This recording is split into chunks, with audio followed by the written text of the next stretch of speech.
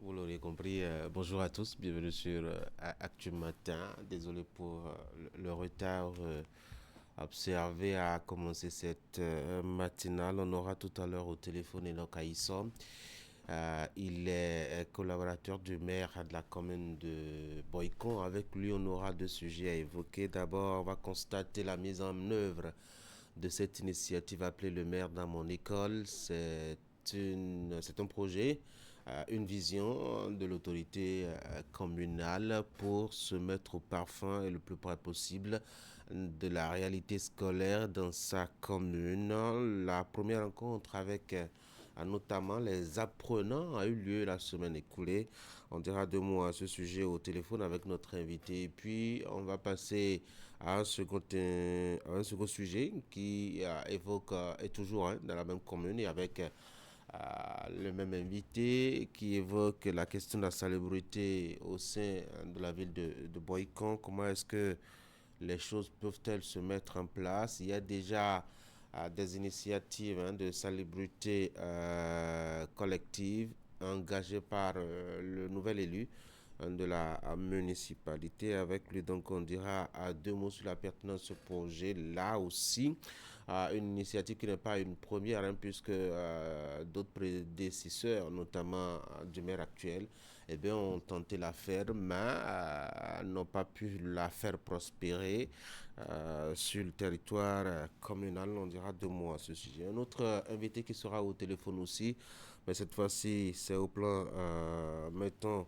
sportif, puisqu'on va parler d'actualité des sports avec Henri Derouetta. L'autre invité au téléphone, comme je le disais, donc, c'est Firmin Dano. Il est chroniqueur sportif. Avec lui, on va célébrer comme cela se faisait depuis hier. Eh ben, les Amazones de moins de 20 ans, elles ont décroché leur ticket qualificatif pour le mondial Pologne 2026. C'est une toute première fois dans l'histoire du football du Bénin. En tout cas pour cette catégorie et cette version du football.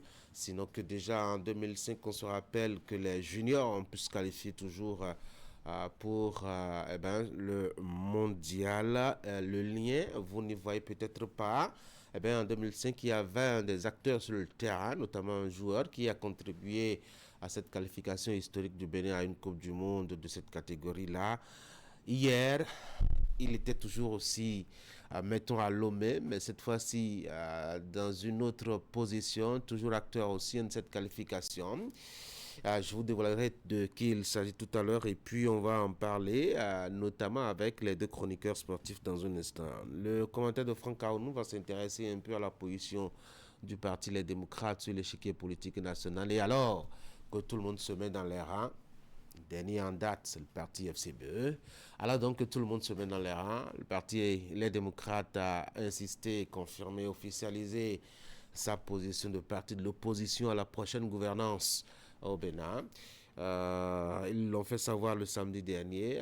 Le journaliste passera par ici et proposer sa réflexion sur cette attitude du parti anciennement dirigé par Boni Yaïm. On va voir un peu quel est son avenir à partir donc des profonds bouleversements politiques en perspective au Bénin. Les autres rubriques seront au rendez-vous aussi. Je vous le rappelle, le bulletin d'information, le Bénin en 7 jours, la une des journaux, la revue de presse, tout cela sera là. Bienvenue à tous.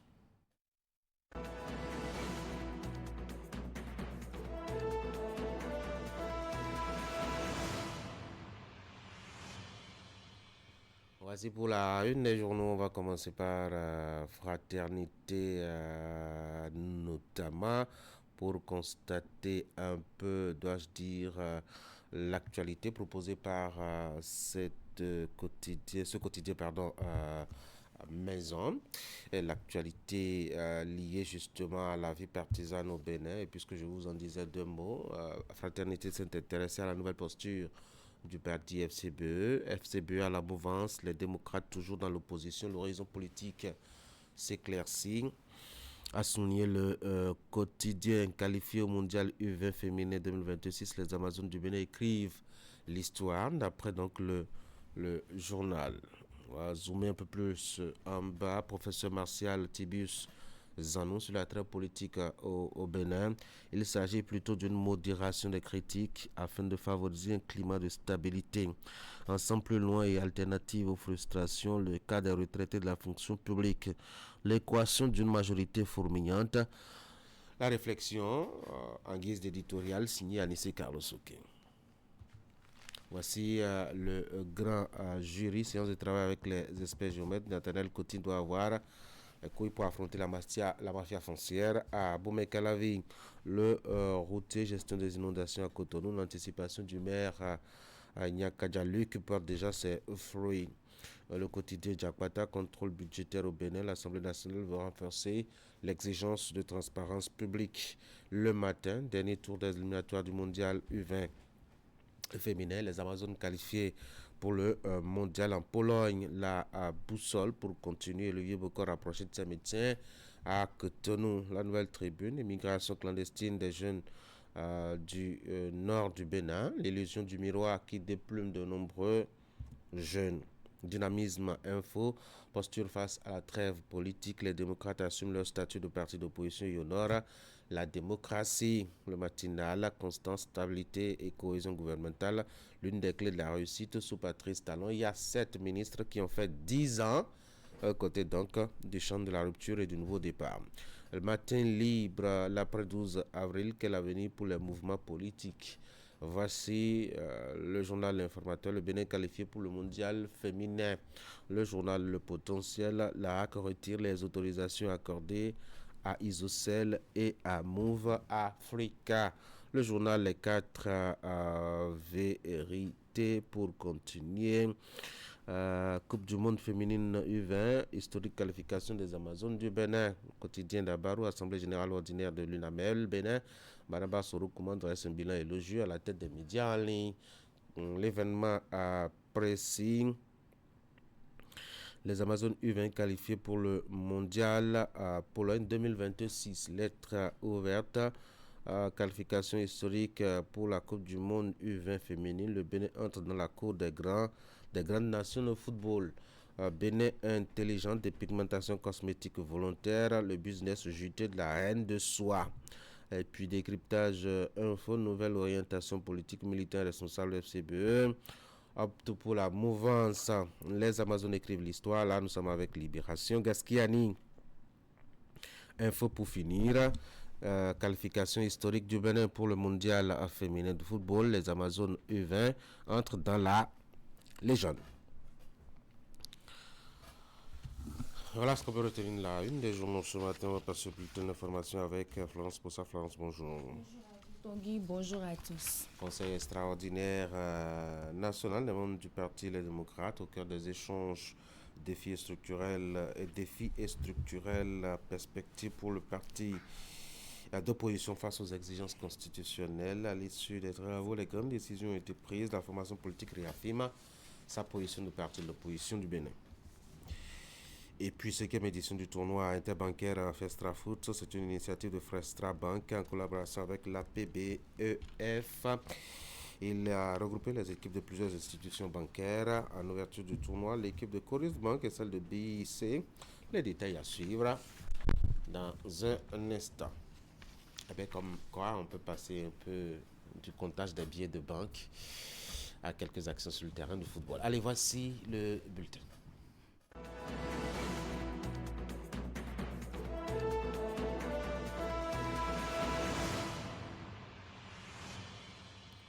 On va ouvrir avec la politique. Dans la journée du samedi 9 mai 2026, les membres du parti Les Démocrates ont tenu leur conseil national extraordinaire. À cette rencontre, Tanguy, tous les délégués venus des 24 circonscriptions électorales, ensemble avec le président Nourenou Atchadé, ils ont discuté autour du thème défis structurels et perspectives pour le parti Les Démocrates face aux exigences constitutionnelles. À l'issue des travaux, des grandes décisions ont été prises. La formation politique réaffirme sa position d'opposition. Suivez un extrait des propos. De la proclamation des résultats définitifs de l'élection présidentielle ayant consacré la victoire de M. Kossi Mbouke Romuald Wadaï, le parti Les Démocrates réaffirme solennellement son appartenance à l'opposition politique conformément à son statut officiellement enregistré au ministère de l'Intérieur. 2. Le parti rappelle qu'aucune démocratie moderne et équilibrée ne saurait prospérer sans une opposition crédible, structurée et responsable. La contradiction politique, lorsqu'elle s'inscrit dans le respect des institutions républicaines, constitue un facteur essentiel de consolidation démocratique et de préservation de l'intérêt général. 3. Dans cet esprit, le Parti Les Démocrates entend exercer une opposition républicaine, constructive et vigilante à l'égard du nouveau gouvernement. Il soutiendra toute initiative susceptible de contribuer au progrès économique, social et institutionnel du Bénin, ainsi qu'au bien-être des populations. En revanche, il se réserve le droit, conformément aux principes démocratiques, de dénoncer et de combattre toute orientation ou décision qu'il jugerait contraire aux intérêts supérieurs de la nation, aux libertés publiques et aux exigences de bonne gouvernance. Au sujet de la trêve politique, le Parti Les Démocrates a donné sa position à l'occasion de ce Conseil national extraordinaire. Plusieurs observations sont formulées. Pour lui, l'expression critique de l'opposition à l'égard de l'action gouvernementale reste compatible avec les nouvelles exigences constitutionnelles. S'agissant des dispositions relatives à la trêve politique et au pacte de responsabilité républicaine, le Conseil national, à l'issue des travaux du séminaire organisé à cet effet, formule les observations suivantes. Les activités statutaires et réglementaires des partis politiques demeurent pleinement autorisées pendant la période de trêve politique. L'expression critique de l'opposition à l'égard de l'action gouvernementale reste compatible avec les nouvelles exigences constitutionnelles dès lors qu'elle s'inscrit dans une démarche responsable, argumentée et assortie de propositions alternatives crédibles. Les réformes institutionnelles en cours ouvrent la possibilité d'un mécanisme permanent de concertation politique, notamment sous l'égide du Sénat, entre le pouvoir exécutif et les formations politiques, particulièrement celles se réclamant de l'opposition. 5. Le Parti Les Démocrates prend acte de ces évolutions constitutionnelles et invite l'ensemble de ses militants, responsables et sympathisants, à s'y conformer dans un esprit de responsabilité républicaine et de préservation de la stabilité nationale. Par ailleurs, fidèle à sa résolution en date du 22 mars 2026, le Parti Les Démocrates réaffirme sa disponibilité au dialogue politique avec le nouveau gouvernement dans le respect des principes démocratiques, de l'état de droit et de l'intérêt supérieur du peuple béninois. La question de la souveraineté énergétique était au cœur des échanges d'une masterclass itinérante initiée par la plateforme citoyenne des compétences pour un Bénin prospère dans la commune d'Abomey-Calavi. Experts et acteurs du secteur se sont penchés sur les défis énergétiques du pays et leur impact sur la transformation industrielle et économique. Teddy Boudala et Moufi Tagbo. Oswald Aklassato, docteur en énergie, environnement et climat, expose ici des pistes de solutions susceptibles d'accélérer le développement industriel et économique du Bénin. Ce que nous voyons venir, c'est que lorsqu'on met le curseur sur les priorités nationales dévoilées dans ce programme de société-là, pour que l'industrialisation projetée ne tombe pas en panne en chemin, il est important que la question de l'énergie en lien avec cette industrialisation et les autres secteurs soit réglée ou soit tout au moins anticipée.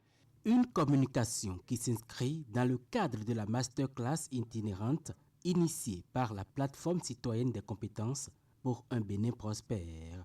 Pour ce premier acte, Experts, acteurs du secteur énergétique et participants se retrouvent autour d'un thème au cœur des enjeux de développement, souveraineté énergétique, levier d'accélération des transformations industrielles et économiques.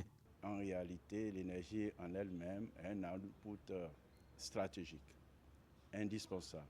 Il est très important que le nouveau président de la République connaisse ce qui s'est mal passé au regard des propositions qui sont faites et qui s'engagent résolument et de manière durable à ce que, à la fin des 7 prochaines années, on ne répète pas la même chose. Des solutions ont été proposées. Ce qui a été proposé sera certainement analysé par le gouvernement.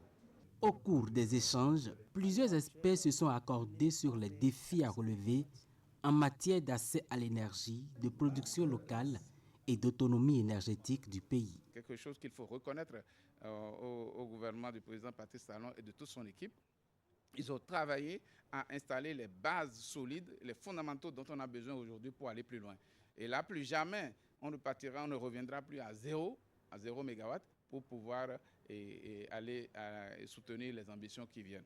À travers cette initiative, la plateforme citoyenne des compétences pour un Bénin prospère entend instaurer un cadre permanent de réflexion autour des grandes questions de développement. Cette masterclass itinérante se veut ainsi un espace d'échange, de partage d'idées et de propositions concrètes pour l'avenir du Bénin.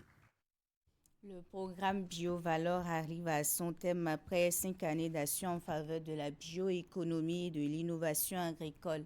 À Cotonou, les acteurs impliqués dans sa mise en œuvre se sont réunis pour un séminaire de clôture consacré à la présentation des résultats obtenus. Partenaires techniques et financiers ont également pris part à cette rencontre bilan. Après plusieurs années de mise en œuvre, le projet BioValor referme officiellement ses portes. À Cotonou, acteurs du monde universitaire, partenaires techniques et financiers se retrouvent pour le séminaire de clôture. Une rencontre marquée par la présentation des résultats obtenus et des perspectives à préserver. Alors, en tant que coordinateur Nord, je voudrais tout d'abord remercier les collègues du Bénin. Merci de nous donner l'occasion de vivre ensemble ce temps de restitution finale de notre projet. Je me dois donc de remercier l'Agence française de développement, le CIRAD et les différentes universités impliquées dans ce projet pour cet échange de savoir qui a renforcé l'expertise de nos cadres et offert des opportunités de mobilité exceptionnelles à nos étudiants et doctorants. Porté autour de la bioéconomie, l'innovation agricole et de l'entrepreneuriat, le programme a permis de renforcer les capacités des apprenants et des structures impliquées. Laboratoires équipés, plateformes de formation, accompagnement des jeunes et promotion de la transformation des bioressources, les acquis présentés témoignent du chemin parcouru. BioValor s'inscrit ainsi dans la stratégie internationale de la France pour la sécurité alimentaire, la nutrition et l'agriculture durable, SANAD. Je tiens à saluer l'engagement de toutes les équipes qui ont travaillé sur les différents pôles du projet, de la gouvernance à l'expertise technologique. Votre détermination a permis d'atteindre les objectifs fixés. Au-delà de cette clôture officielle, les acteurs veulent surtout maintenir la dynamique créée autour de l'innovation et de la valorisation des ressources agricoles. Les examens nationaux de fin d'année scolaire sont pour bientôt. Pendant que tout se prépare au complexe scolaire clé de la réussite, la direction générale a décidé d'offrir un moment de détente aux élèves du secondaire des sites de Cotonou et d'Abomey-Calavi, d'où l'organisation d'une journée dénommée Carnaval culturel fait de plusieurs activités dont le théâtre et la chorégraphie. L'édition 2026 du Carnaval culturel du complexe clé de la réussite a révélé des talents. Une journée qui a réuni en concours tous les sites du complexe à Abomey-Calavi. Au menu, défilé de mode, interprétation, chorégraphie, théâtre, danse moderne et traditionnelle.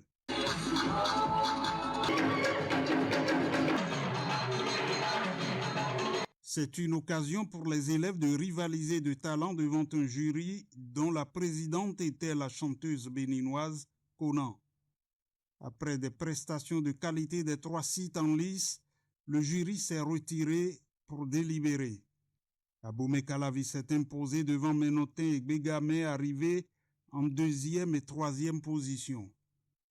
Ça a été difficile, très difficile pour nous, jury, de délibérer. Aujourd'hui, il faut vous dire qu'il n'y a pas de perdant ce soir. Parce que moi, j'ai eu à faire comme meilleur. À la 3e place, nous avons le site de Bégamé.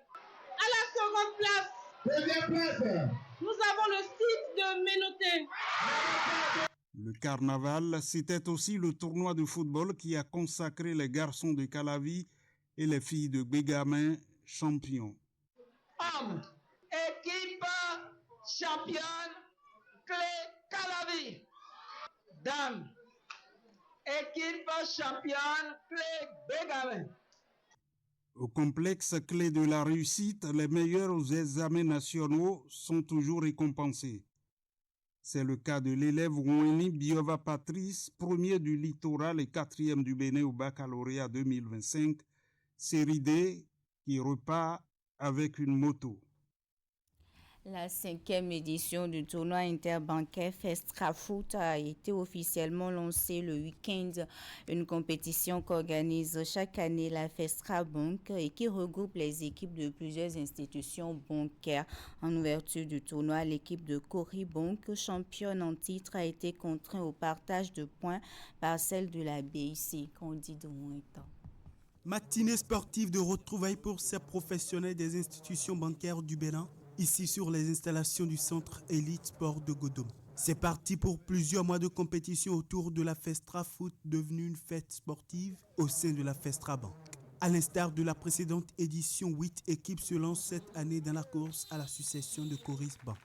Nous démarrons cette 5e édition dans un esprit fair play et nous souhaitons que chaque participant, que toutes les équipes puissent mutualiser les efforts pour qu'on ait une 5e édition riche en beauté, qui est un football de haute qualité et que le public puisse apprécier cette 5e édition organisée avec l'appui de la PPF. Je voudrais souhaiter à toutes les équipes un bon tournoi et que le meilleur gagne. L'affiche inaugurale oppose les tenants du titre à leurs homologues de la BIC habillés en blanc. Un véritable festival offensif entre les deux équipes sous les regards des cadres de la PBF et du bureau fédéral de la Festra Bank. Les Rouges trouvent en premier le chemin des filets à la 5e minute de jeu, mais se font rattraper au score et même mener à la pause 2-1. Au retour des vestiaires, les Blancs corsent l'avantage et prennent le large avec un score de 4-2. Loin d'avoir dit leur dernier mot, les tenants du titre réussissent à réduire le score 4-3 avant de rétablir la parité dans les dernières minutes du temps additionnel. 4 buts partout. Mais une chose qui caractérise Coris Bank, c'est l'engagement et la combativité collective, ce qui nous a permis d'arriver à ce résultat. Et nous espérons dans les matchs à venir que nous allons pousser davantage. Je crois qu'on va sortir le gros jeu pour mon équipe. Et pour l'autre équipe, je leur souhaite bonne chance. La seconde affiche de la première journée a opposé la BGF Fibank et Ecobank. Une entame de compétition en pointe d'intensité qui donne les prémices d'un tournoi relevé entre les différentes équipes engagées. Eh bien, Tanguy, c'est la fin de ce bulletin d'information. Florence, merci pour la présentation, l'exercice matinal, le devoir national. Bonne journée à vous. Bonne journée. Mesdames et messieurs, voici mon invité ce matin.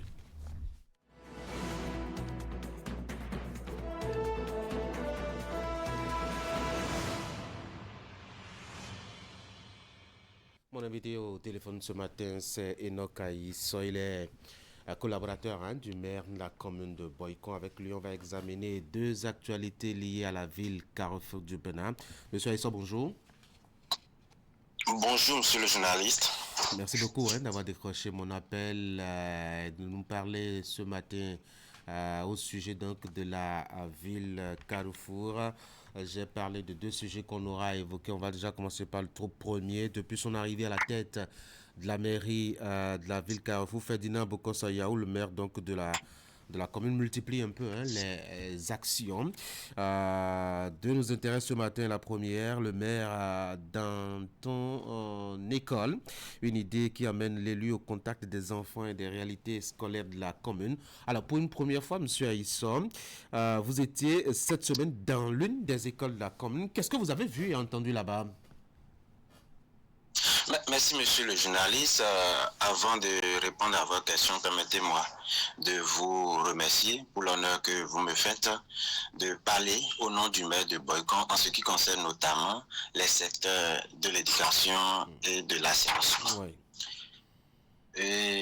Le maire dans mon école est une initiative qui émane de la première autorité de la ville, Carrefour, et comme l'indique sa dénomination d'ailleurs, vise à créer une proximité permanente entre le maire et les acteurs directs du système éducatif à la base, que sont les enseignants et les apprenants.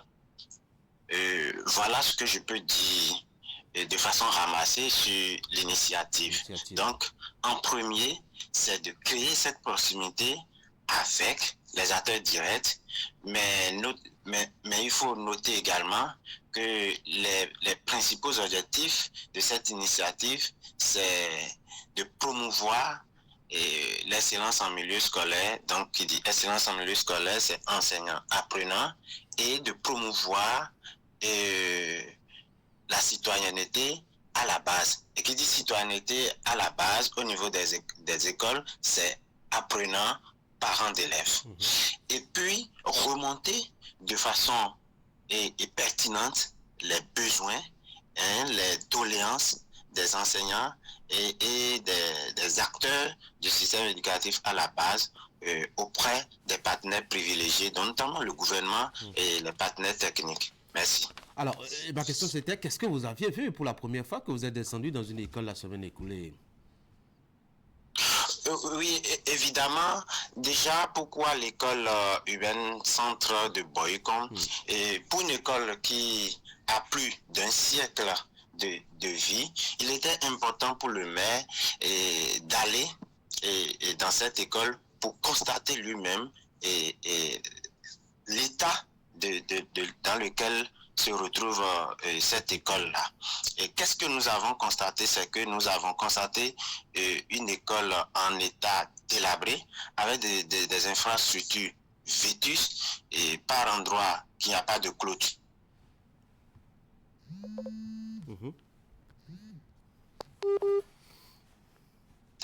De nuit et prendre des stupéfiants. Et donc ce constat amer a été fait par l'autorité directement. Ça, c'est ce qu'on peut dire. Mais deuxième chose, le maire Ferdinand Yaou Bokassa porte un grand projet pour l'école centre de Boycon. Faire de l'école de base, l'école primaire publique, une école de référence. Et en termes d'infrastructure et en termes de résultats, pour montrer que les établissements scolaires, les établissements publics sont au cœur en réalité de l'enseignement, et rassurer les parents qu'ils peuvent continuer par faire confiance à l'État, à la mairie et à toutes les organisations aussi, tous les organismes qui s'occupent de l'enseignement de façon générale dans notre pays. C'est ça. Alors, à quoi répond justement, je dois dire, ce projet-là, quand on sait que la première descente est pour aller faire un constat? Qu'est-ce que la mairie peut directement faire pour améliorer, par exemple, le visage de l'école urbaine centre? Déjà, il faut préciser que selon les tests liés aux collectivités territoriales en République du Bénin, et les mairies s'intéressent directement aux établissements primaires publics en ce qui concerne la réalisation des infrastructures avant, par le biais notamment de l'appui du gouvernement à travers les fonds FADEC, maintenant qu'on a transformé en FIC, le fonds d'investissement communal qui va prendre bientôt. Et donc, commencer par constater ces faits dans les établissements publics et exprime l'intérêt qu'accorde le maire dans ce secteur-là. Et donc, tout de suite, qu'est-ce que la mairie peut faire? Déjà, comme ce que je vous ai dit, et en termes de constat fait sur place, c'est voir avec l'administration communale ce qui est urgent à faire pour que les enfants puissent se concentrer et pour que ce qui se passe dans l'école n'affecte pas les résultats. Parce qu'à l'école centre, il faut dire que c'est quand même 4 groupes et avec environ 500-600 apprenants. C'est ça. C'est un gros effectif, en effet, qui a besoin justement d'appui, d'accompagnement pour, mettons, l'efficacité, l'atteinte de bons résultats. Et justement, en termes de résultats, le ZOO, aux examens de 2025, n'était pas en tout cas le meilleur département positionné, faut-il le rappeler, notamment avec le CEP dont le taux de réussite tournait, ma foi, en tout cas au niveau du département, autour de 82-95% l'année passée. Quel pourra être l'impact de votre descente sur, je dois dire, le besoin de fouetter un peu le taux de réussite au niveau de la commune? Ça me fait un peu sourire parce que le classement au niveau des examens nationaux, est-ce que l'État fait le classement selon les communes? Vous avez parlé du ZOO. Oui. Vous avez parlé du ZOO, et dans le ZOO, il faut noter qu'il y a 9 communes, et je pense que Boycon quand même fait son effort pour que les résultats soient vraiment ce que voudraient les autorités à la base. Pour une petite précision, c'est que Boycon, par le passé, avait déjà connu la première, ou sinon le premier, ou sinon la première du Bénin au CP 2023. La 6e ou sinon le 6e au CP 2024-25. Et donc, mais cela ne justifie pas le fait que le maire Bokossa ne déroule pas son ambition dans le secteur éducatif pour la ville. Son ambition, c'est de faire de la ville de Boycon une ville d'excellence en milieu scolaire. Et pour ça, il prend des initiatives. Ça ne reste pas seulement à l'étape de discours. D'où cette initiative de le maire dans mon école. Vous imaginez que le maire qui vient dans l'école, encourager les enseignants, encourager les apprenants, mettre à disposition le minimum pour atteindre les résultats. Je pense que tout ceci mis ensemble va contribuer à obtenir de meilleurs résultats en fin d'année. La précision est qu'il y a quelques jours, l'autorité communale a déjà lancé les travaux dirigés dans la ville pour ne serait-ce que renforcer le niveau de capacité des apprenants. Et j'espère que toutes ces actions vont contribuer efficacement cette année à donner de meilleurs résultats aux différents examens nationaux, que ce soit le CEP, le BPC ou le baccalauréat. Merci. Monsieur Alisson, on va passer à un autre sujet, notamment lié à la salubrité dans la ville. Boycon a besoin d'un coup de balai et beaucoup de maires se sont succédés à la tête de la commune et ont initié justement des journées de salubrité. Ce qui a intéressé aussi votre responsable au niveau communal actuellement, qui a engagé une opération dans ce sens-là. Mais est-ce que fondamentalement, c'est des journées de salubrité qui vont vraiment aider Boycon, ou faut-il vraiment trouver un mécanisme qui organise, je dois dire, les organisations non gouvernementales ou les associations à mieux intégrer, je dois dire, le travail de salubrité? Merci, monsieur le journaliste. Le maire Ferdinand Yahou Bokossa est désigné par le parti Union Progressiste et le Renouveau, qui a quand même sa ligne de développement pour les communes. Mais de façon spécifique pour Boycon, le maire porte beaucoup d'ambition. Ferdinand Yaboukos est venu à la tête de Boycon avec beaucoup d'ambition, et dès qu'il a pris le pouvoir, qu'il a été installé le 14 février, si ma mémoire est bonne, 14 février 2026 et 18, février 2026 qu'il a fait passation de charge, le premier chantier du maire, c'était l'assainissement. Et donc, il a convié toutes les forces vives de la commune à ses côtés pour leur expliquer le bien fondé, la nécessité de rendre Boycon et propre. Et ça, c'est le mot d'ordre. Boycon doit être propre et il y tient. Donc, la descente du maire sur le terrain ne signifie pas une action de charme ou une action de populisme, mais c'est un comportement. Et comme vous le savez, pour atteindre des objectifs, il faut être un exemple soi-même. Il faut donner l'exemple. Et ça, ce n'est qu'un exemple que le maire donne en gardant de balai en main, en balayant. Parce que ce n'est pas le maire qui va balayer la ville pour qu'elle soit propre. Mais le maire donne l'exemple à partir de ce que tout le monde peut contribuer à l'assainissement de la ville. Et donc, en faisant cela, le maire profite pour sensibiliser les populations, pour donner des consignes fermes à ce que les endroits publics soient assainis et ne soient pas occupés anarchiquement. Donc, cette initiative, telle que vous l'avez souligné tantôt, ne vise pas à donner une certaine visibilité au maire, mais il y a des acteurs directs, des ONG de salubrité qui interviennent dans ce que nous faisons, et le maire est en train de faire des lobbies pour pouvoir se rapprocher du ministère du cadre de vie afin de voir ce qui est possible de façon particulière pour Boycon. Voilà ce que je peux dire de façon sur ce que vous m'avez posé comme question. La ville de Boycon a besoin surtout d'un vaste programme en matière d'assainissement, un vaste programme cohérent et qui dure sur le long temps. Vous avez vu certainement beaucoup de pavés posés maintenant dans la ville par le passé et par le gouvernement central. Aujourd'hui, quels sont les gros défis et surtout les plus urgents en matière d'assainissement, M. Aïsso? Ça va être la dernière question. Oui, en matière d'assainissement, je l'ai souligné. J'ai dit que la vision du maire est très claire. À Boycon, nous avons un sérieux problème, c'est-à-dire que même quand il ne pleut pas à Boycon, l'eau coule pas à Boycon lorsqu'il pleut par exemple à Didja, à Zapota. Et donc, il y a ce premier élément qu'il faut régler, mais je pense qu'il y a des projets où il y a déjà un grand collecteur d'eau à Saclo qui règle déjà progressivement ce problème-là. Mais l'autre gros problème que nous avons à Boycon, c'est le problème de l'incivisme.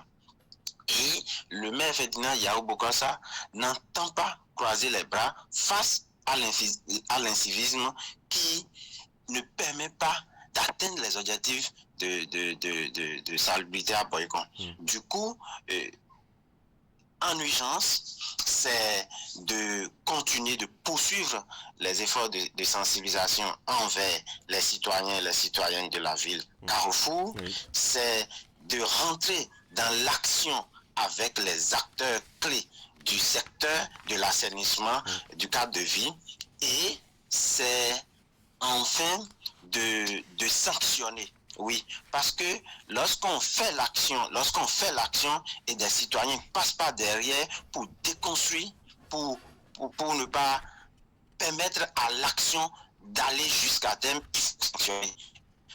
à Boycon, il y aura ces trois éléments-là qui vont contribuer efficacement à atteindre l'objectif de l'assainissement et du cadre de vie dans la commune. Monsieur Enoch Aïsso, merci beaucoup d'avoir été en ligne. Merci, c'est moi. Très bonne journée à Boycon. Pareil à vous. Merci. Retour à Cotonou, mesdames et messieurs. On va passer maintenant à l'actualité des sports.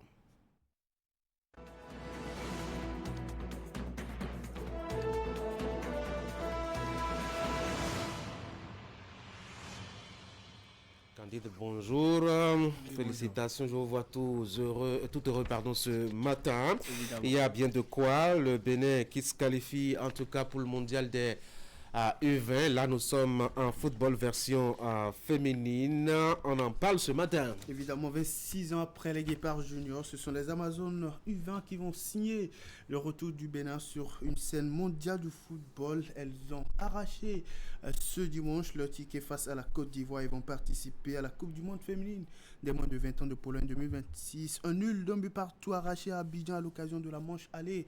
Et les filles du sélectionneur Abdoulaye Ouzerou devraient rassurer à domicile au cours de la manche retour pour s'ouvrir grandement les portes du mondial. Et dans une rencontre assez prolifique, c'est bien sûr la nouvelle trouvaille du sélectionneur Ouzerou Abdoulaye qui va trouver le chemin défilé après donc un début timide de la rencontre. Sur cette action, le ballon envoyé par Deogracias Ebi et bien entendu Osan Soukwa à la 17e minute de jeu sur une passe de Germain Renfort qui ouvre le score. Romain Gandonou qui va venir après, mais bien entendu avant le but de Romain Gandonou, Osan Soukwa pour sa première sélection en équipe nationale qui célèbre d'ailleurs son but. Romain Gandonou, l'armada offensive béninoise fait encore parler sa gâchette après donc une mauvaise sortie de la gardienne ivoirienne à la 32e minute de jeu. L'attaquante béninoise permet au Bénin de prendre le large de 2-0. Germain Renfort va clôturer le festival offensif de la première période à la 44e minute de jeu. Le trio d'attaque du Bénin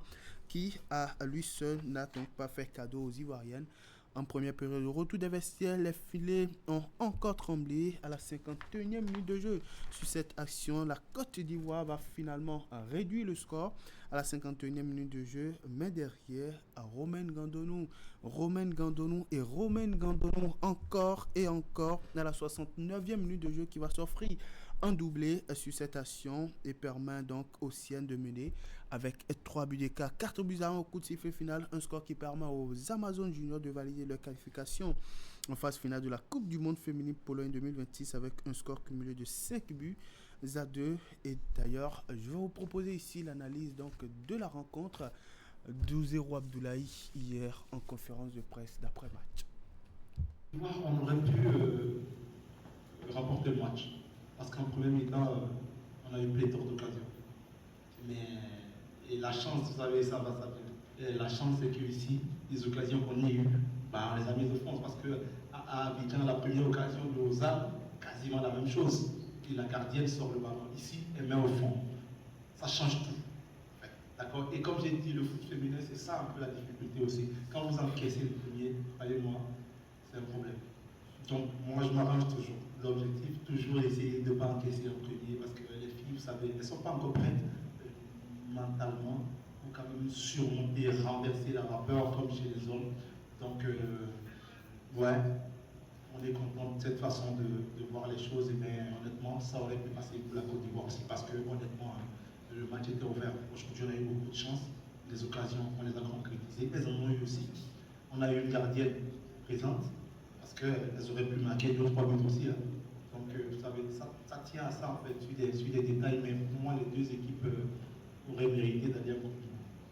Chacune des deux équipes a eu des occasions, mais les Béninoises étaient plus adroites devant les buts. Le premier but d'ailleurs de Osan Soukwa pour sa toute première sélection en équipe nationale et le Bénin qui se qualifie pour le mondial junior au niveau donc de la catégorie des dames. Le mondial à venir donc qui va se dérouler en Pologne. Un exploit historique et il restera à jamais gravé dans les annales du football béninois. Coup du sort, Abdoulaye Ouzerou qui restera le cerveau de cette prouesse, lui qui est de la génération qui a décroché une médaille de bronze à la Coupe du Monde au niveau donc de la catégorie des garçons de moins de 20 ans. C'était justement aux Pays-Bas en 2005 et précisément pour ceux qui s'en souviennent encore. 26 ans après, il n'est plus joueur mais entraîneur et de cette équipe qui marque l'histoire. On écoute Ouzerou Abdoulaye à ce propos. Soulagé parce que c'est quand même long, quasiment un an.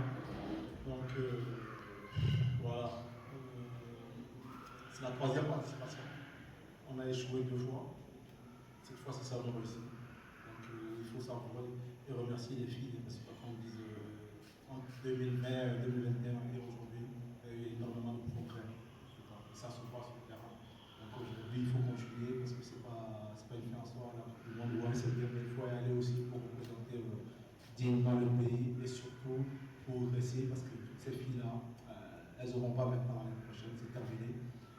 passer en marche. Et c'est un autre challenge parce que le Bénin n'a jamais participé à une Coupe d'Afrique des Nations. Donc les challenges s'enchaînent. C'est comme quand vous allez au bac, vous êtes toujours content. Mais bon, je serai libre après le bac. Après le bac, on sait tous que c'est une autre vie qui commence, elle est encore plus dure. Voilà donc Tanguy, hier après donc sinon au coup de sifflet final, les larmes ont coulé, surtout du sélectionnable de la Ouzérou qui avec ses filles ont pu réaliser l'exploit hier au stade de Kégué de Lomé. Certainement parce que ça leur rappelait beaucoup de choses en tout cas sur le direct sur lequel on suivait le match hier. Ablaye Ouzérou qui a pleuré comme un petit garçon à qui on a arraché son petit gâteau. On comprend bien que c'est l'émotion. Il y a aussi quelqu'un qui a suivi le match, qui est chroniqueur sportif aussi, Firmin Danan, avec qui on va échanger un peu sur, je dois dire, le parcours des Amazones U20 du Bénin. Firmin Danan, bonjour. Bonjour à vous, Tanguy, bonjour chers téléspectateurs. Merci beaucoup d'avoir décroché mon appel. Je suis avec Candide Moueto en plateau. Alors j'ai 3 axes autour desquels j'ai envie d'avoir votre opinion. Un premier axe notamment, c'est quand même qu'il faut reconnaître au Bénin un parcours assez intéressant, non seulement avec les nombreux buts marqués tout au long de la campagne, mais aussi et surtout face notamment à des adversaires qui sont assez intéressants et d'expérience. Le Burkina Faso, par exemple, et autres. Comment est-ce que vous faites, quelle est la lecture que vous faites, je dois dire, du parcours du Bénin face notamment à ces différents adversaires-là, dans un groupe qui n'était pas acquis d'avance? Donc, je en 6 mois discuté. Oui. Les Amazones ont enregistré 5 victoires, 1 nul, 0 défaite, avec 19 buts marqués contre 6 en Kexi, et suivi d'une qualif au mondial. Et c'est un parcours, comme vous venez de le notifier, qui est, je vais dire, impressionnant. Un parcours qui n'est pas facile, parce qu'au contraire, cette qualification, elle révèle une équipe béninoise qui a grandi au fil des matchs et qui a su répondre présente dans les moments décisifs. Les entités du premier tour, les Amazones ont dominé, et la Guinée d'abord, 9-4 tour. Un scénario presque pareil contre l'Égypte 5-0 au 3e tour. Et au 4e tour, c'est la Côte d'Ivoire. Pour moi, c'est une cliente. La Côte d'Ivoire est une cliente dont le bilan aussi n'est pas mal. Elle a fait 6-0 contre la Gambie, 6-4 face au Maroc et 2-1 contre la RD Congo. Nos Amazones ont pu venir à bout de ces Ivoiriennes 5-2, score cumulé. Ce qui prouve pour moi que ce groupe a une force mentale qui ne dit pas son nom. Et de ça aussi, elles n'ont jamais donné l'impression d'être paralysées par l'enjeu qui est devant eux. Elles savent que oui, elles sont là pour un objectif ou un but et elles devraient l'atteindre en fait. C'est un peu ma lecture sur cette campagne de nos Amazones. Candide, les Amazones sont-elles trop fortes ou bien c'est des adversaires qui n'étaient pas vraiment à la hauteur de la campagne? Ça fait quand même 5 rencontres, 5 rencontres sur lesquelles ils ont carrément plané avec beaucoup de buts. Firmin l'a dit tout à l'heure, c'est quand même une vingtaine de buts marqués. Oui, une vingtaine de buts marqués, et Romain Gandono qui sont meilleure buteuse absolument, de la avec campagne. 14 réalisations à peu près. En 6 matchs, meilleure buteuse justement. Je ne veux pas dire que les adversaires étaient de moins niveau. Voilà, mais les Béninoises qui étaient justement assez résilientes. Le chemin, il a été périlleux, le parcours, il a été surtout un parcours de combattants pour les Amazones du Bénin qui, sur toute la campagne, se sont montrées prêtes à chaque niveau de la compétition, que ce soit au 2e tour ou au 3e tour, face à une équipe égyptienne qui comptait déjà 6 participations à l'Afrique des Nations de la catégorie. Les Béninoises n'ont jamais tremblé, 1-0 à l'aller, et bien entendu au match retour, ça c'est allé comme sur des roulettes pour les Amazones du Bénin à Lomé au Togo. Des Amazones avec un sélectionneur qui a un vécu qui compte aussi dans la balance et qui a justement su canaliser les esprits et su amener ces filles-là à réaliser cet exploit monumental pour le football féminin. Justement, puisque vous parlez de vécu de l'entraîneur, j'ai envie de vous demander, c'était quoi l'atout principal des Amazones la défense, l'attaque, le milieu, le coaching? Qu'est-ce qui s'était vraiment passé et qui était à leur avantage? Sur la rencontre d'hier, l'attaque était justement au-dessus. Parce que les trios d'attaque, quand vous prenez d'abord les 4 buts marqués hier par le Bénin, c'était justement le trio d'attaque. Romain Gandono un doublé, Germain Renfort un but, et puis Ousane Soukou pour sa première sélection qui marque justement, qui ouvre le score d'ailleurs sur justement la rencontre, qui a d'ailleurs mis très vite de l'huile pour justement le moteur, pour que le moteur prenne pour cette rencontre d'hier. Le trio d'attaque qui a été justement d'une grande utilité pour la rencontre d'hier, qui a dénoué la situation. Après cela, au niveau de la défense, ça serrait les coudes. Au niveau de la défense, quand il y a une erreur qui est faite par une coéquipière, on vient rapidement pour recoller les morceaux pour quand même très vite repousser le ballon. La gardienne aussi qui beaucoup sauvé en tout cas. Oui, et sur des années, a beaucoup progressé. Et sur la rencontre d'hier, elle a sauvé pas mal de ballons. Elle aussi, elle a justement pesé dans la balance hier. Offensivement, les Béninoises étaient prêtes hier. Le trio d'attaque qui a d'ailleurs tué le match très tôt. Et puis en défense, ça serrait les côtes. Au milieu de terrain aussi, le jeu, ça se poursuivait. On a eu droit à un festival offensif hier et justement de la technicité de la part de nos Béninoises, ce qui n'était pas forcément le cas par le passé où c'était justement on joue comme on peut. Mais aujourd'hui, nos Béninoises jouent comme de vraies joueuses. Firmin, quelle est votre opinion là-dessus? Qu'est-ce qui aura servi vraiment les Amazones pour, je dois dire, ce parcours assez étincelant qu'elles ont pu avoir pendant cette campagne? Je ne veux pas aller très loin, je vais rapidement se faire sur Candide en disant que c'est vrai, et l'animation offensive de ces Amazones était l'atout principal. Et puis, il y a des joueuses qui étaient capables de faire basculer le match. Et hier, on a tous vu, elles ont démarré la rencontre, les billes blanchis, en cherchant à marquer tout au moins un but avant la pause. Et elles ont reçu le trio, en fait, Romain Gandono et Ousane Soukou, et puis Germain Renfort, comme Candide vient de le notifier, était en démonstration hier. Et c'était émouvant, c'était impressionnant. Mais en dehors de l'attaque, moi je dirais simplement que le milieu de terrain aussi était à la bataille. Hier, on a vu Yasmina Togoudi, Tibril, Joël Pagonou et Elion Lokoussou, et en fait j'en passe. Ce sont des joueurs où on a remarqué une symbiose, une communication au sein d'elles. Et autrement dit, ce sont les cerveaux des rencontres que le Bénin a pu discuter du début jusqu'à hier où ils ont pu arracher cette qualification. À mon niveau, c'était ce que j'ai dû constater. La gardienne Saïzonou, à son tour, elle a joué sa partition, c'est vrai, tout n'est pas rose, mais hier, elle a fait des arrêts dont personne s'imaginait où elle pouvait y arriver. Non, c'était bien, c'était là aussi. Du côté coaching, je dirais simplement que le staff technique a réussi à construire un groupe qui, ma foi, discipliné et à qui on sent une équipe préparée physiquement, mentalement, contrairement aux Ivoiriennes hier. D'abord, dès l'entame du match, les Ivoiriennes, elles étaient, je vais essayer de dire, elles étaient plus ou moins moches. En fait, c'est à mon corps défendant si j'emploie ces expressions. Mais nos Amazones, en fait, contrairement à eux, ou à elles étaient tellement engagées au fouet au moulin, et on voyait Romain Gandono tout feu, tout flamme, qui cherchait à marquer, et elle a fait le doublé hier.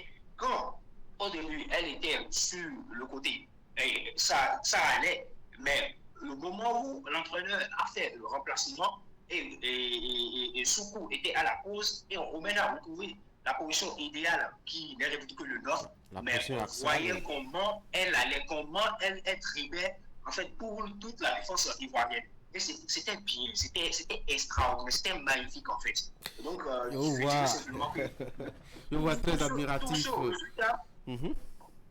Je vois très admiratif de cette équipe Firmin. J'ai envie de vous demander, est-ce que vous ne vous extasiez pas un peu trop? Nous allons à la Coupe du Monde. Pensez-vous vraiment que cette équipe a le niveau d'une compétition mondiale pour ne pas avoir à faire piètre figure? Bon, justement, c'est là le problème, parce que la qualification, elle est acquise. Et une Coupe du Monde devait toujours une grande compétition. Et cette fois-ci, c'est joué hors du continent. Et jouer avec avec les Brésiliens, l'Argentine, la France, l'Espagne, la Colombie, l'Italie, etc. Je dirais que la pression sera au rendez-vous chez nos filles. Mais ce sera en fait quelque chose comme obstacle ou handicap pour nos Amazones. Le Bénin, il sait déjà que partir d'ici pour Pologne, ils sont là en tant que donc cependant cela ne vaut pas dire que ces Amazones U20 seront condamnées à subir. Je pense qu'elles ne feront pas de la figuration quand même une fois là-bas. Et pour ça, il faut que l'équipe en général, et le staff technique et toutes les joueuses vont quitter rapidement de l'euphorie qui est en lieu actuellement et se mettre au travail, parce que qui dit 7 ans, c'est ne rien d'autre que 4 mois qui est devant nous. En tout cas, on va continuer à observer de ce côté-là, comment est-ce que les choses vont évoluer. Candide, vous avez aussi l'esprit tranquille de voir nos Amazones en Coupe du Monde. Fimé l'a rappelé tout à l'heure, hein, quand on dit Coupe du Monde, c'est quand même des nations très expérimentées dans le domaine du football féminin, la France, l'Allemagne, le Brésil, les États-Unis même aussi, avec ce feu follet qui a brillé sur la Coupe du Monde il y a quelques années. Est-ce que vraiment on a de la matière? Je ne veux pas forcément dire qu'on a de la matière, mais je ne veux pas dire non plus qu'on n'a pas les armes pour y aller. Vous savez, cette qualification, ce n'est pas juste de l'improvisation ou ce n'est pas quelque chose qui est arrivé au hasard. C'est un travail qui a été fait sur la durée. En 2021, quand Abdoulaye Ouzérou arrivait à la tête de cette sélection, personne ne s'attendait à ce que en aussi peu de temps, le Bénin allait se qualifier pour une Coupe du Monde ou même une Coupe d'Afrique des Nations. Aujourd'hui, tout le monde se tape la poitrine et se dit oui, ces Amazones, ce sont de vrais guerriers et elles peuvent réaliser de grandes choses. En 2021, quand la première tentative de cette équipe avait justement connu un échec, beaucoup se disaient bon, c'est justement le scénario auquel on est tout le temps habitué. Un deuxième essai qui a justement connu également un échec face à une équipe algérienne qui a repoussé le chemin à ces Amazones. Et la troisième tentative où les Amazones ont su faire un parcours de combattants. Elles ont été du premier tour. Le deuxième tour, la Guinée, ce n'était pas un adversaire à négliger. L'Égypte, je l'ai rappelé un peu plus tôt, 6 participations à une Coupe d'Afrique des Nations des moins de 20 ans, qui aspirait également à participer à une Coupe du Monde. Et justement, pour ce dernier tour, un autre géant de l'Afrique, la Côte d'Ivoire, qui a plusieurs participations à une Coupe d'Afrique des Nations de la catégorie et qui veut justement aussi participer au mondial. Mais le Bénin qui a su, avec de la résilience, s'offrir son ticket, arracher son ticket, je vais même le dire, face à cette équipe, et justement avec de la manière. C'est un travail qui a commencé bien assez tôt, un championnat scolaire qui ouvre le chemin et justement un championnat national assez structuré de la 3e jusqu'à la 1re division qui permet justement aux différentes sélections de catégories d'âge d'avoir de la matière, d'avoir un vivier dans lequel il faut aller puiser de ces joueuses pour quand même perfectionner le niveau et aller justement à ces compétitions-là. Et la qualification qui est comme une série sur le gâteau. Mais après, le sélectionneur l'a dit hier, loin de l'euphorie, il y a justement cette prise de conscience-là. Il a déjà pris conscience hier parce qu'il était très émotif. Oui, il a pris conscience de la chose. Il a dit, ces joueuses justement viennent de passer un cap et après avoir passé un cap, il faut très vite se pencher sur le prochain et le prochain c'est justement le mondial et il ne faudra pas y aller et il ne faudra pas aller en Pologne pour aller faire de la figuration ou aller en Pologne, aller en balade, aller regarder les belles villes de la Pologne, mais plutôt aller défendre vaillamment les couleurs non seulement du Bénin, mais de tout un continent qui aura les yeux rivés sur seulement 4 pays. Et parmi ces 4 pays, il y aura le Bénin qui aura le début d'un rêve, de plusieurs pays du continent. Mais ces Béninoises auront réussi à écrire l'histoire, leur propre histoire qui restera jamais gravée dans les annales du football féminin béninois. Firmin Danan, journaliste, chroniqueur sportif à Info Zénith. Merci beaucoup d'avoir été en ligne. Merci beaucoup à vous aussi. Merci à Candide et merci à tous. Merci vraiment. Bonne journée. Allez, retour sur ce plateau. On va justement, candidat, délivrer les autres résultats, notamment de cette compétition-là sur le continent. Oui, sur le continent. Après donc la qualification du Bénin, l'autre chose qui a également marqué les férus du football, et surtout féminin, c'est justement cette qualification de la Tanzanie qui réalise un hold-up parfait devant le Cameroun. Le Cameroun qui s'était imposé par 3-1 au match aller, et puis avec une victoire 2-0 à domicile, les Tanzaniennes qui réussissent à arracher le ticket devant les Camerounaises et s'ouvrir grandement les portes du mondial, tout comme les Béninoises d'ailleurs, avec donc la règle du but marqué à l'extérieur et donc le seul but marqué au Cameroun lors de leur défaite 3-1. Les Tanzaniennes, avec seulement une victoire 2-0 à domicile, se sont offert le billet pour le mondial de Pologne 2026. Pendant ce temps, le Nigeria, après donc que l'équipe s'est imposée, il faut le dire, à domicile, a été battue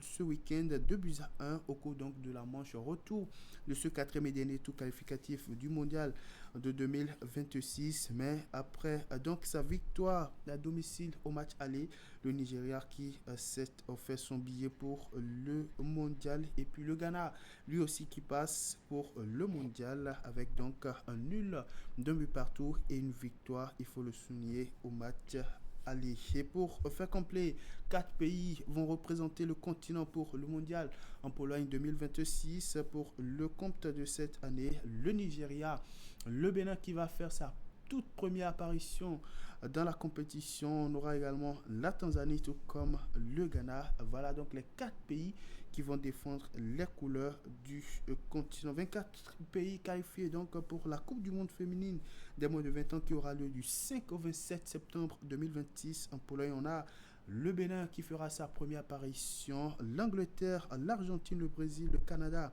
la Colombie, l'équipe de Costa Rica, celle de l'Équateur, de l'Espagne, des États-Unis, de la France, du Ghana, de l'Italie, du Japon, du Mexique, du Nigeria, de la Nouvelle-Calédonie, de la Nouvelle-Zélande, de la Pologne, pays hôte, du Portugal, de la République démocratique du Corée et bien entendu de la République populaire de Chine, sans oublier la Tanzanie et la République de Corée. Voilà donc les 24 pays qualifiés pour le mondial des moins de 20 ans de Pologne 2026 qui va se tenir du 5 au 27 septembre 2026 en Pologne. Et bien, sur ces 24 pays, seulement 4 viennent du continent africain. Et bien, le tirage au sort de la phase de groupe va se dérouler vendredi 15 mai prochain. Voilà donc le point complet de ces différents résultats et surtout des pays qualifiés pour le compte du mondial de Pologne 2026. Allez, on va revenir un peu en arrière pour parler de cette finale de la Coupe d'Afrique des Nations 2025 qui peine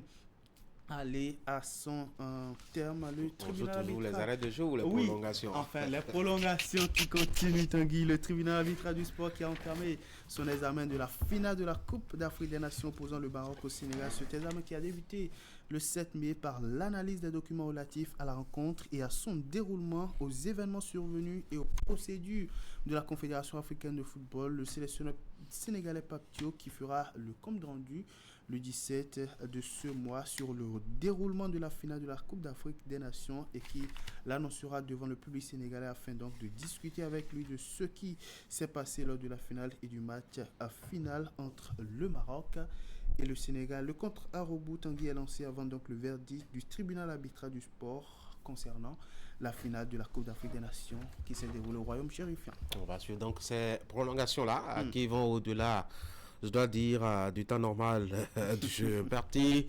Un match dure normalement 90 minutes. Ça nous fait déjà 4 mois à peu près pour cette partie qui n'arrête pas donc de continuer. On va voir ce que ça va donner avec le temps. Allez, on va parler de ce qui nous regarde directement puisque nous n'avons jamais été à une finale de la CAN. Eh ben, on va parler de la 28e journée de la Ligue 1 du Bénin qui a connu son épilogue ce dimanche. 9 matchs déroulés dans le cadre de cette 28e journée de la Ligue 1 béninoise saison 2025-2026. Coton Football Club lors de son déplacement au Savalou s'est imposé par 2-1 à son homologue de Espoir FC. Et Dragon a partagé le point avec Damissa en but partout. Hasbro s'est imposé par 2-1 à l'équipe de Dadier, 1-1 entre l'US Cavalier et Dynamo d'Abomey, tout comme entre Banigansé et l'équipe de Odi aussi de Komayema s'est imposé 1-0 devant le Topopo, et puis Aspak s'est imposé par 1-0 à son homologue de l'AS Cotonou. 2-0 pour la victoire des Buffs du Borgou devant leurs homologues de la jeunesse sportive de Pobet, et puis victoire 2-1 pour l'AS Sobema devant l'USS Crac. Et le classement, il est dominé par Coton qui reste toujours leader avec 55 points désormais au compteur, un gros différentiel de plus 19. Deuxième place pour l'AS Sobema avec 54 points au compteur, puis Aspac qui monte à la troisième place avec 49 points, un gros différentiel de plus 19. Au bas du classement, la jeunesse sportive de Pobet 16e avec 27 points au compteur, avant dernière place pour l'équipe de l'US Cavalier avec 23 points au compteur, un gros différentiel de moins 12, et puis Dadier toujours dernier au classement mais avec un gros différentiel de moins 39 et 14 points au compteur. Au niveau de la Ligue de Béninoise, on en était à la 27e journée de compétition ce week-end pour un total de 9 matchs disputés. Avant Comnisport et Dadier, tout comme Requin et Citatonga ont partagé le point au bout d'un score nul et vierge. 1-0 pour la victoire de Bois devant l'équipe de l'AS Police, 1-0 pour la défaite des Panthères devant leurs homologues d'Adidja. Ria Sport de Parakou a partagé le point au bout d'un score nul et vierge avec l'équipe d'Abei. LS Elisport a été battu 1-0 par Beke. Aziza a partagé le point partout avec l'équipe de l'Est. Arkona 0-0 en Dynamo de Parakou, l'équipe de Dynamique FC de Djougou, plus victoire pour Énergie FC 2-1 devant l'équipe de la jeunesse athlétique de Ketou. Le classement, le voici. Jeff en tête avec 48 points, compte un gros différentiel de plus 16. Deuxième place pour l'équipe de Ponter avec 47 points, compte un gros différentiel de plus 39. Et puis Beke vient sur la troisième marche du podium avec 45 points, compte un gros différentiel de plus 10. Au bas du classement, la jeunesse athlétique de Ketou est 16e avec 24 points, compte un gros différentiel de moins 15, 20 points pour Dynamo de Parcours, avant-dernier au classement, puis Dynamique garde la dernière place au classement avec 13 points au compteur et un gros différentiel de moins 28. Allez, on change de discipline maintenant pour parler surtout au volleyball, avant donc de parler vélo. Au niveau donc de la Fédération béninoise de volleyball, 9 nouveaux entraîneurs ont désormais le diplôme de niveau 1 de la FIVB pour le Bénin. Le coup d'entraîneur de niveau 1 de la FIVB a pris son épilogue, a connu son épilogue ce week-end à Ouagadougou. 9 encadreurs béninois étaient à l'assaut du diplôme d'entraîneur de niveau 1 donc de la Fédération internationale de volleyball, et au thème de la formation, le Bénin a fait donc du 100% tableau plein. Tous les 9 entraîneurs béninois ont validé leur parchemin. Il s'agit donc de Yakoubou Daouda, Oru Diko, Dassijan, Rosto, Tofel Rich, Migan Noël, Thierry Nawal, Séné, Fauziatou, et puis bien entendu Kiati Armand, tout comme Bagidi Azi. Ainsi donc, la Fédération béninoise de volleyball peut compter sur cette nouvelle génération d'entraîneurs pour son travail de promotion et surtout de développement de la discipline au Bénin. On va parler de vélo. Ouais. On va parler de cyclisme avec notamment les cyclistes béninois qui sont actuellement à Abuja. C'est pour les championnats d'Afrique sur piste pour le compte de 2026. Un rendez-vous continental qui se dresse devant les coureurs béninois après donc le challenge qui s'est déroulé au plan national. Il s'agit du Tour cycliste international du Bénin qui a connu son épilogue début mai, au lendemain donc de ce challenge de niveau relevé qui a connu la participation de plusieurs pays, de plusieurs coureurs venus de plusieurs pays, que ce soit du continent et même d'ailleurs. La délégation béninoise a mis le cap sur Abuja qui va accueillir les championnats d'Afrique sur piste de la Confédération africaine de cyclisme à partir du 13 mai jusqu'au 17 mai 2026. La béninoise Charlotte Méteux-Vidou, médaille de bronze, est très attendue sur cette épreuve dans le magnifique vélodrome. Vous le voyez à l'image, couvert d'Abuja. Au-delà donc de la cycliste internationale béninoise, on aura plusieurs autres cyclistes béninois qui vont tenter d'écrire leur histoire dans la compétition où le Bénin a assez de profils capables de se faire valoir. Une occasion pour les coureurs béninois de s'illustrer sur la scène africaine. Le Bénin ne disposant donc pas de vélodrome, l'instance fédérale espère effectuer donc à Abuja son championnat national en guise donc de préparation avant donc la compétition continentale. Et pour ce faire, la Fédération béninoise de cyclisme a mis les moyens afin donc de permettre aux représentants béninois d'être au pays de Bola-Tinubu 7 jours avant donc le coup d'envoi des championnats d'Afrique sur piste. À noter donc que ces championnats continentaux classe CC sont un rendez-vous des meilleurs cyclistes africains, et avant son coup d'envoi, on va assister au championnat de para-piste, toujours dans le mythique Vélodrome d'Abuja. Allez, ça sera tout pour le tour d'horizon sportif de ce matin. N'oubliez pas, à partir de 21h, le grand format de l'actualité sportive sur Canal 3 Bénin Canal Sport qui revient ce 11 mai 2026 avec en vedette surtout la qualification historique des Amazones Juniors du Bénin pour le mondial des moins de 20 ans de Pologne 2026 avec un parcours de combattants, un chemin qui aura été périlleux et les larmes qui ont coulé au coup de sifflet final qui donne assez aux Amazones, bien entendu, d'accéder donc au mondial de Pologne 2026. Le sélectionneur Abdoulaye Ozero, si tout va bien, sera avec nous ce soir pour débattre de cette qualification historique des Amazones du Bénin. Lui qui en 2025 avait participé à une Coupe du Monde après une CAN réussie au plan national, qui va effectuer une deuxième Coupe du Monde de sa carrière, mais cette fois-ci en tant qu'entraîneur, pas en tant que joueur, avec donc les Amazones du Bénin. Au-delà donc du football et surtout de la préparation des scolaires pour le mondial de la discipline qui pointe à l'horizon, on aura également au cœur de Canal Sport ce soir la lutte africaine, dont 2 lutteurs béninois ont décroché la médaille de bronze au championnat d'Afrique de lutte. On aura sur le plateau de Canal Sport ce soir l'un des membres de la délégation béninoise qui était à Alessandrie pour cette performance pour le compte de ce rendez-vous continental. Et vous vous doutez certainement, les ferristes béninois qui sont revenus d'Accra avec une moisson de 76 médailles, il faut le rappeler, une deuxième place sur la deuxième marche du podium au plan continental. On parlera de tout ceci au menu donc de Canal Sport ce soir. Prenez le rendez-vous Tanguy, ça sera à partir de 21h. Bien noté là, dans l'agenda. Très bonne journée. Merci et à demain. À demain. Mesdames et messieurs, dans la suite Actu Matin, on va aller voir ce que nous réserve Idrissou Boukari pour le Bénin en 7 jours. C'est un récapitulatif de l'actualité abordée par la rédaction de Canal 3 Bénin. Ça vous donne une idée de ce qui s'est passé au Bénin en termes donc d'actualité, si vous aviez entre-temps raté quelque chose. Juste après, on aura une petite pause, le temps pour nous de revenir par ici pour le commentaire et la discussion.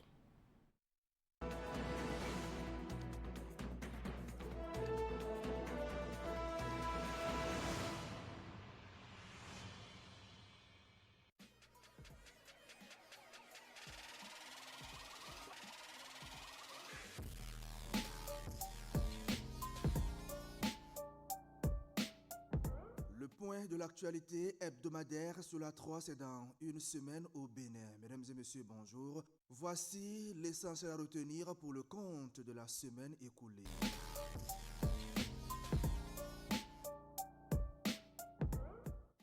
Dans la matinée du mercredi 6 mai 2026, c'est sous un ciel particulièrement chargé que les habitants de Cotonou, Abomey-Calavi et environ ont démarré la journée. Une pluie intense, soudaine et persistante s'est abattue sur la capitale économique, paralysant la circulation et compliquant les déplacements. Routes impraticables, embouteillages inhabituels et quartiers inondés. Les conséquences se sont rapidement faites sentir. Les usagers contraints de s'adapter dans une ambiance tendue. Chaque riverain a essayé de faire ce qu'il peut, remblayer sa devanture, et ce qui a même empiré la situation. Ouais. Ce matin, quand il y a plu, vous avez vu?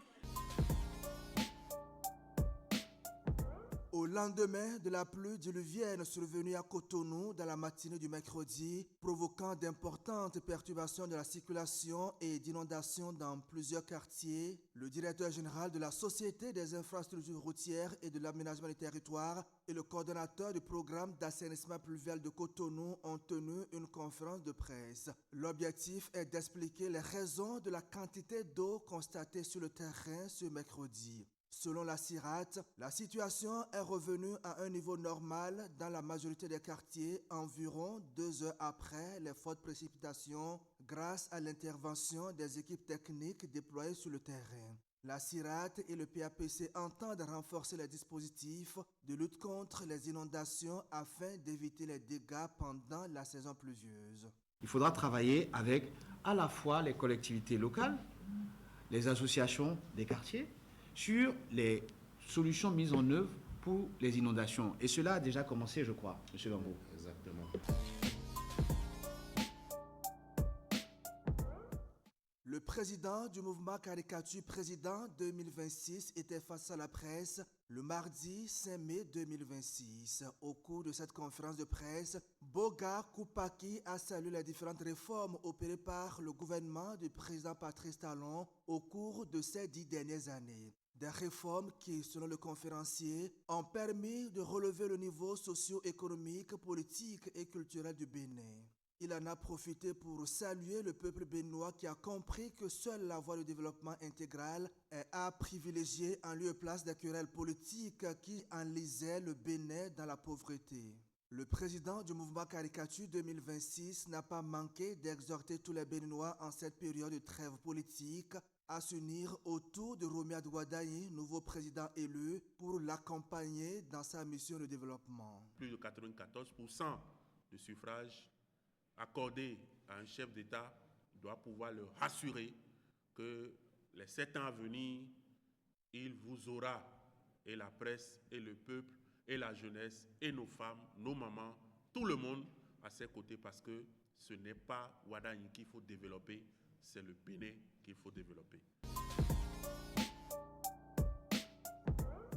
Depuis 2003, grâce à l'appui technique et financier de la Fondation Vallée sous l'égide de la Fondation de France, les meilleurs élèves aux examens nationaux sont identifiés pour bénéficier de la bourse d'excellence intitulée Bourse Vallée, ce jusqu'à l'obtention de leur premier diplôme universitaire s'ils continuent de respecter les conditions de maintien fixées. Cette année encore, l'engagement a été bien respecté. Le lundi 4 mai 2026 à Porto Novo, les bénéficiaires ont reçu la première tranche de leur bourse au titre de l'année 2026. Ce programme vise à leur permettre d'étudier dans de bonnes conditions. Le ministère des Sports, en collaboration avec l'UNFPA, a organisé une session de formation à l'endroit des responsables d'associations de jeunes de diverses localités du Bénin. Initié dans le cadre de la mise en œuvre du projet de renforcement à la santé sexuelle et reproductive des adolescents et jeunes du Bénin, cette formation, prévue pour durer 4 jours, vise à renforcer les capacités des participants en matière de leadership civique et à la participation à l'élaboration des politiques publiques. Pour la première cohorte de cette formation qui se tient à Natitengu, 50 responsables d'associations de jeunes ont répondu présents. Après Natitengu, c'est Kandi qui va accueillir cette semaine la deuxième cohorte de cette session de formation. Ainsi se résument les faits ayant marqué la semaine écoulée. Merci de votre aimable attention. À lundi prochain pour un autre point de l'actualité hebdomadaire.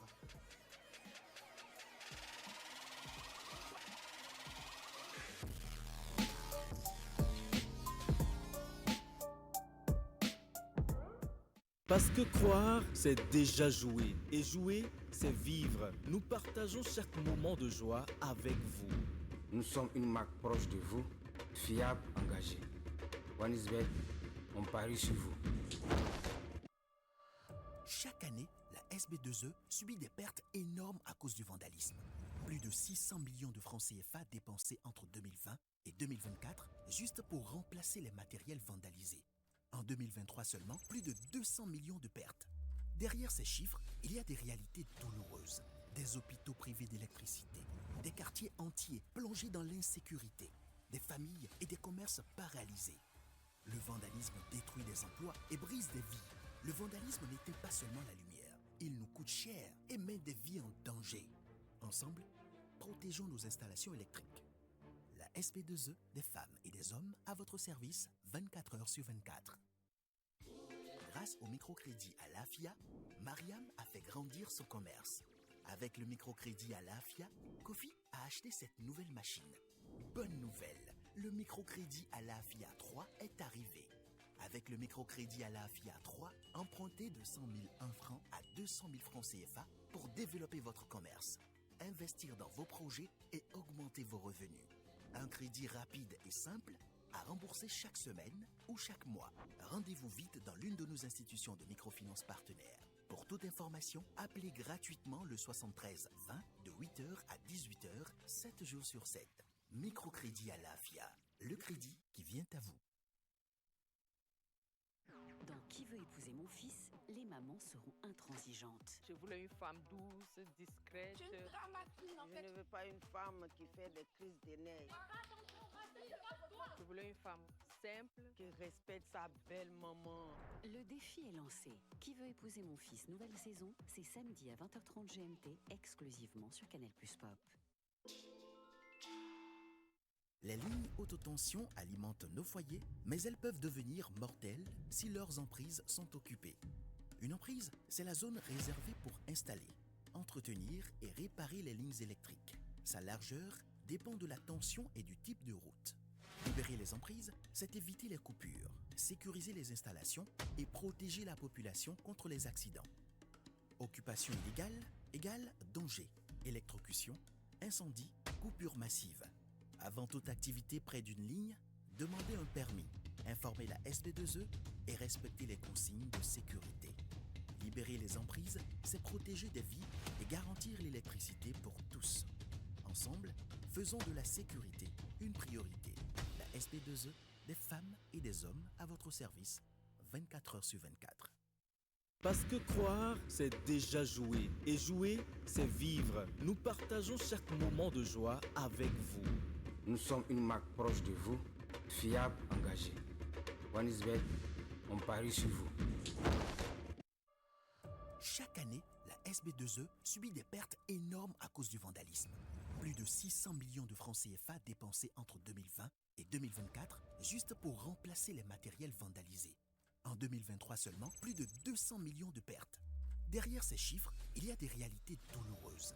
Des hôpitaux privés d'électricité, des quartiers entiers plongés dans l'insécurité, des familles et des commerces paralysés. Le vandalisme détruit des emplois et brise des vies. Le vandalisme n'éteint pas seulement la lumière, il nous coûte cher et met des vies en danger. Ensemble, protégeons nos installations électriques. La SB2E, des femmes et des hommes à votre service 24 heures sur 24. Chaque jour, travailleurs et employeurs œuvrent pour la construction de cette nation, parfois exposés à des risques dont ils sous-estiment eux-mêmes les conséquences. Pourtant, un geste simple peut tout faire basculer. Prévenir, c'est protéger. Protéger, c'est sauver des vies. Employeurs, travailleurs, la santé et la sécurité au travail, c'est notre responsabilité à tous. Journée africaine de la prévention des risques professionnels. 30 ans d'engagement de la CNSS pour sauver des vies. Sécurité au travail, un défi commun.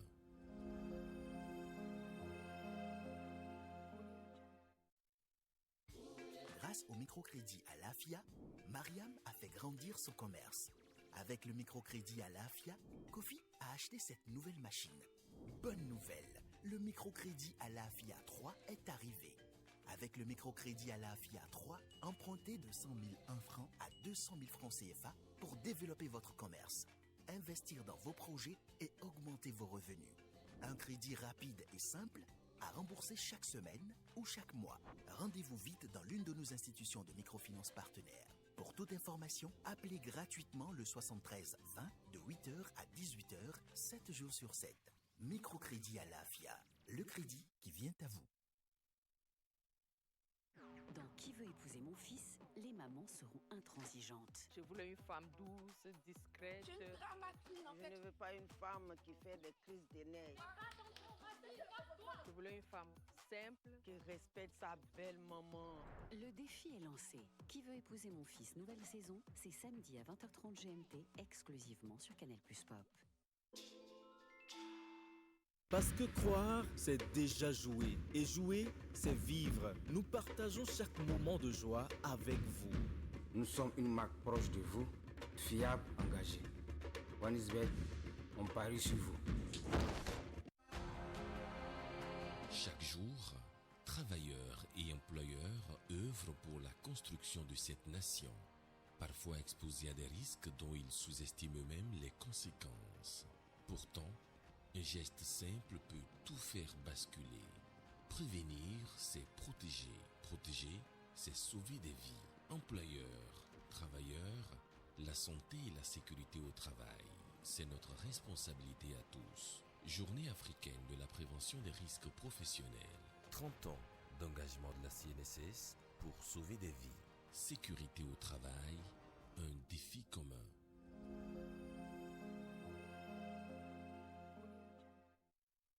Les lignes haute tension alimentent nos foyers, mais elles peuvent devenir mortelles si leurs emprises sont occupées. Une emprise, c'est la zone réservée pour installer, entretenir et réparer les lignes électriques. Sa largeur dépend de la tension et du type de route. Libérer les emprises, c'est éviter les coupures, sécuriser les installations et protéger la population contre les accidents. Occupation illégale égale danger, électrocution, incendie, coupure massive. Avant toute activité près d'une ligne, demandez un permis, informez la SB2E et respectez les consignes de sécurité. Libérer les emprises, c'est protéger des vies et garantir l'électricité pour tous. Ensemble, faisons de la sécurité une priorité. La SB2E, des femmes et des hommes à votre service, 24 heures sur 24.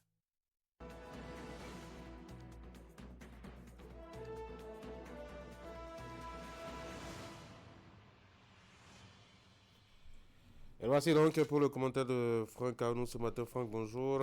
Bonjour, Tanguy. On va parler du parti Les Démocrates. Le parti anciennement dirigé par Boni Yayi était en discussion ce matin entre... pas ce matin, ce week-end. Le parti était donc en discussion ce week-end pour fixer l'opinion publique nationale sur sa position sur l'échiquier politique national. Et c'est connu, vous l'avez certainement suivi dans le bulletin de Florence Bossa tout à l'heure. Les démocrates, c'est toujours de l'opposition, Franck. Absolument. Les démocrates, Tanguy, ont tranché le nœud gordien de leur avenir politique ce week-end. Vous le disiez il y a quelques secondes, ce choix de la raison ne s'est pas fait en un jour. Il est l'aboutissement d'un chemin de croix marqué par des cicatrices des cycles électoraux passés. Vous en savez certainement quelque chose. Et pour comprendre la solennité de ce moment, il faut se souvenir un peu des péripéties qui ont jalonné leur parcours avant le processus électoral. Le parti a dû batailler pour son existence légale, naviguant entre les réformes pour son existence, le code électoral et les exigences administratives qui ont longtemps menacé de les laisser sur le quai. Pendant la période électorale, ils ont affronté l'épreuve du feu sous une pression constante marquée par des arrestations de figures de proue et des tensions sociales vives, faisant du maintien de leur candidature un acte de résilience, de résistance en soi. Après les scrutins confrontés à une réalité institutionnelle verrouillée, à l'amertume des résultats contestés, parfois le parti a dû gérer ses propres déchirures internes entre l'aide radicale partisane de la chaise vide et les modérés. C'est fort de ce passif donc douloureux et face à l'ascension de Romuald Wadaï, couplé du nouveau cadre rigide de la révision constitutionnelle de décembre 2025 que le parti de Nouréni Atchadé a enfin clarifié sa ligne. Il reste dans l'opposition, mais une opposition désormais qualifiée de républicaine, constructive et vigilante en dépit de la trêve politique et du pacte de responsabilité introduit récemment pour stabiliser le pays. Le parti refuse l'effacement. Le porte-parole de cette session a d'ailleurs dit qu'il s'agit d'assumer un devoir historique de contradiction pour préserver l'équilibre démocratique. Le 9 mai 2026 donc restera sans doute dans les mémoires comme le jour où l'opposition béninoise, et bien entendu, s'est réaffirmée, a troqué peut-être le mégaphone de rue contre la plume du législateur Tanguy. Et dans le fond, on regarde de nouveaux contextes politiques qui s'annoncent. Quel type d'opposition doit-on faire au niveau du Parti des démocrates? C'est une nouvelle orientation esquissée lors de la rencontre de ce week-end sur les défis structurels du parti et qui marque un tournant résolument pragmatique en réaffirmant la disponibilité au dialogue conformément à leur résolution du 22 mars 2026 et en voyant dans le futur Sénat une opportunité de concertation permanente. Les démocrates tentent de transformer les contraintes constitutionnelles en levier d'influence Pour bien comprendre ce qui s'est joué à Fifadi, on peut caractériser l'opposition actuelle selon 3 modèles théoriques. D'abord, l'opposition frontale, le rejet systématique de la gouvernance actuelle. C'est le modèle que le parti semble délaisser, le jugeant désormais inopérant face au nouveau verrouillage institutionnel. L'opposition constructive, critiquée tout en proposant des alternatives législatives concrètes, c'est le cœur du projet actuel, exister par la force de la proposition plutôt que par la virulence du slogan. Et puis l'opposition de principe, maintenir le label opposition pour la symbolique et la survie identitaire sans forcément avoir les moyens réels de bloquer l'action gouvernementale. C'est le risque qui guette le parti si le dialogue devient une simple chambre d'enregistrement.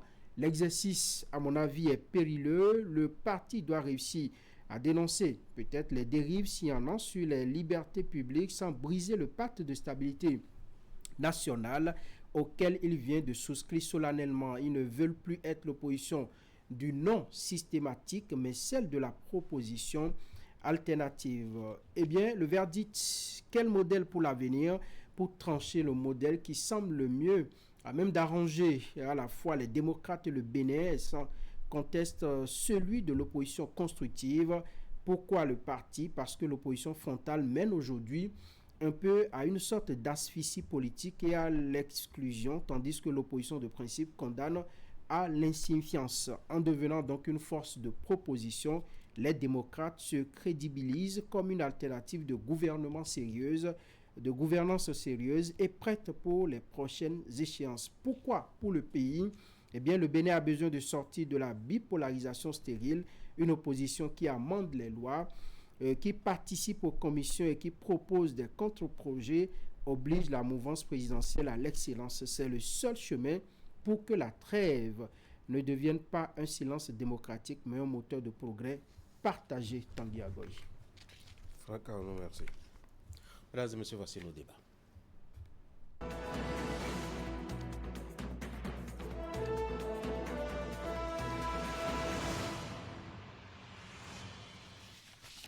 Elorich, bonjour. Eric, bonjour. Le Parti Les Démocrates qui maintient sa position de parti d'opposition sur l'échiquier politique national, ce n'est pas surprenant quand on sait un peu tous les développements, les derniers développements connus par le parti en termes donc de bouleversement et d'actualité. Le parti a même fini devant un juge avec notamment des acteurs opposés au sujet du leadership au niveau du parti.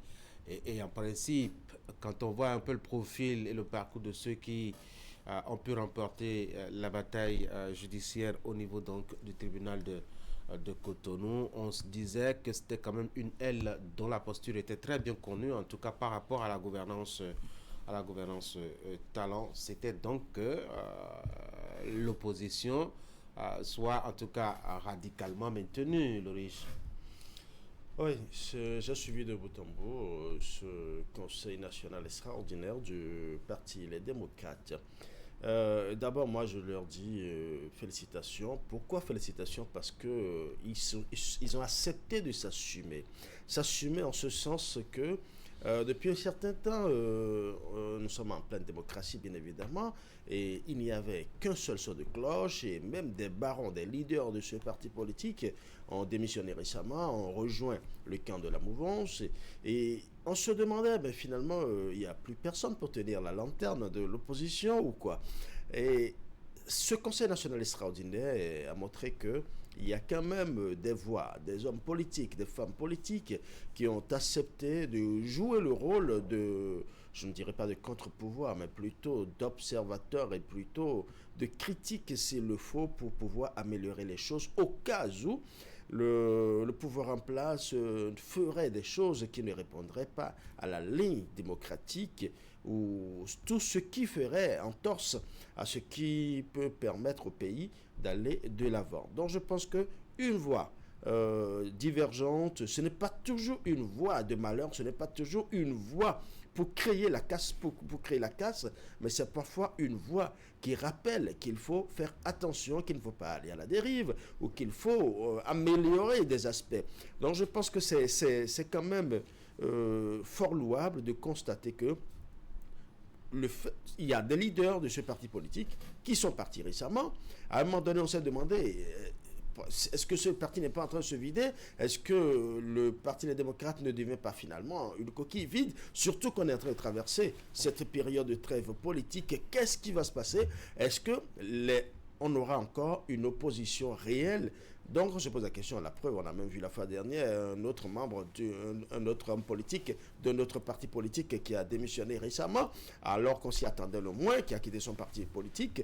Donc, ça peut vous dire qu'on s'est demandé, est-ce qu'il y a encore de l'opposition au Bénin? Oui, avec ce que j'ai vu au niveau, par rapport au Conseil national extraordinaire du Parti des démocrates, il y a encore. Mais maintenant, quelle sera la contenance ou la consistance de leur action? Tout à l'heure, oui, Eric. Non, je pense que aujourd'hui, ce qui est important pour cette formation politique, c'est de se reconstruire. Et je pense que la fin d'un système marque le début d'un autre, et ceci offre toujours une possibilité à des acteurs politiques, à des partis politiques de se repositionner afin d'exister. Il faut d'abord exister avant de mener, je dirais, une bataille ou, comment on dit, une guerre politique. Je pense que le parti l'a compris. Après tous ces événements qu'ils ont enregistrés ces derniers mois et qui ont véritablement secoué cette formation politique, il était temps que justement le parti sonne une nouvelle mobilisation, justement, avec d'autres objectifs. J'ai lu dans leur déclaration qui a été publiée que le Parti des démocrates reste toujours un parti d'opposition et qu'il souhaite aujourd'hui faire une opposition républicaine constructive. Alors, c'est des thèmes qui, je dirais, ont un sens, voyez-vous, un sens, parce que si c'est dit aujourd'hui en ces termes-là, c'est que le parti assume afin que tout ce qui a été fait juste dans un passé récent n'était pas forcément dans ce même état d'esprit.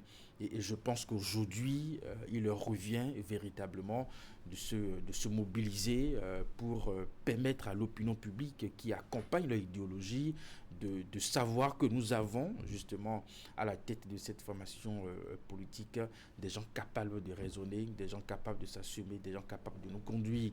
Voyez-vous, cette bataille judiciaire que vous avez évoquée tantôt, c'est cette même justice que ce parti a quand même toujours critiquée à tort ou à raison un peu partout, qui a quand même rendu une décision qui conforte ce président dans son poste, dans son rôle de président. Voilà. Et ça s'est passé, voilà. Et puis, voilà, on est toujours au Bénin, on est toujours en démocratie, et qu'on a toujours traité de toutes les couleurs dans ce pays.